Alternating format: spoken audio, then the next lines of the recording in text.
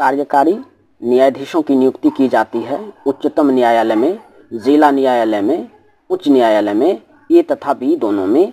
सही उत्तर है सी, उच्च न्यायालय में। कार्यकारी अर्थात एक्टिंग और अपर दैट इज एडिशनल जजेज की नियुक्ति का प्रबंध उच्च न्यायालय में है।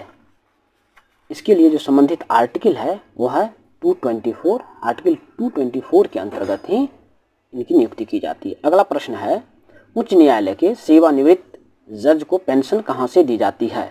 भारत की संचित निधि से, राज्य की संचित निधि से जहाँ उसने अंतिम सेवा की हो, विभिन्न राज्यों के संचित निधि से जहाँ जहाँ उसने सेवा की हो, और भारत के आकस्मिक निधि से। सही उत्तर है ए, भारत की संचित निधि से। बताता चलूँ, जो उच्च न्यायालय के जजों को जो सैलरी दी जाती है वह संबंधित राज्य के संचित निधि से दी जाती है, जबकि पेंशन भारत के संचित निधि से दी जाती है। अगला प्रश्न है, भारत के कितने उच्च न्यायालय की अधिकारिता में एक से अधिक राज्य क्षेत्र शामिल हैं? उनको छोड़कर कितने ऐसे जो है सो उच्च न्यायालय है जिनमें सिर्फ राज्य शामिल हैं? तो सही उत्तर है 3। वैसे बताता चलूँ कि 7 ऐसे उच्च न्यायालय हैं जिनमें एक से अधिक राज्य क्षेत्र शामिल है या राज्य क्षेत्र शामिल है।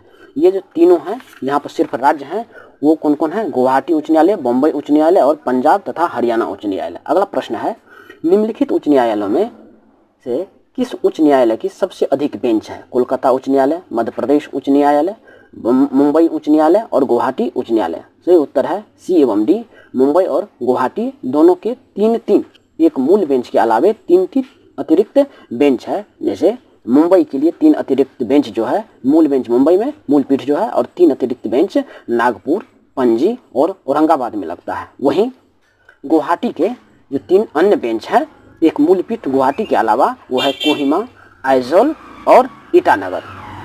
हम लोग अगले प्रश्न की तरफ बढ़ते हैं।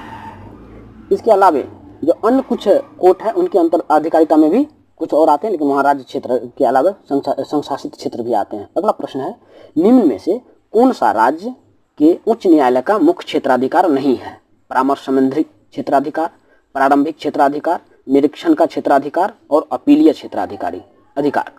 सही उत्तर है परामर्श संबंधी क्षेत्राधिकार। यह परामर्श संबंधी क्षेत्राधिकार सिर्फ और सिर्फ सुप्रीम कोर्ट के लिए है। अन्य जो